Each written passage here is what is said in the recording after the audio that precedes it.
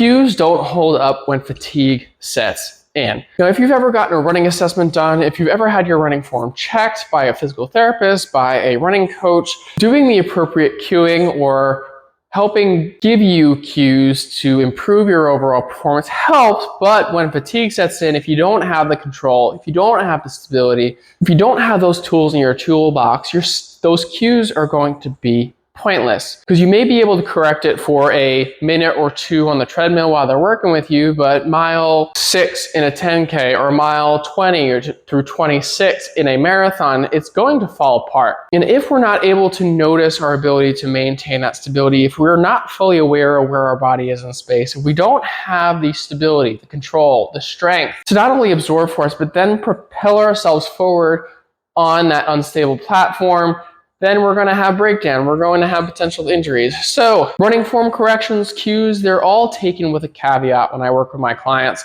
We always take multiple times, multiple views, multiple videos, and compare the two back to back. Where we were when we started, where we were in the middle of our programming, where we are at the end of our programming, and what things still need to be potentially cleaned up. I usually don't make corrections to people's running form until we start getting some levels of strength and stability for that reason, because if I give them a cue, they just create a compensation somewhere else because they can't do the motion in the first place. Some people compensate very well also. I'll notice that they have breakdown in one aspect, but they don't have breakdown in another aspect because they compensate well enough in their spine, in their hip, in their leg to get them by under a lower load. But once I start really challenging them, once I really start pushing them through higher loads of single leg jumps or single leg bounding, for example, they start to break down. They can't hide it anymore. It's the same thing goes when we start to get fatigued in a race. Those cues that you may have gotten from your coach, those cues that you may have gotten from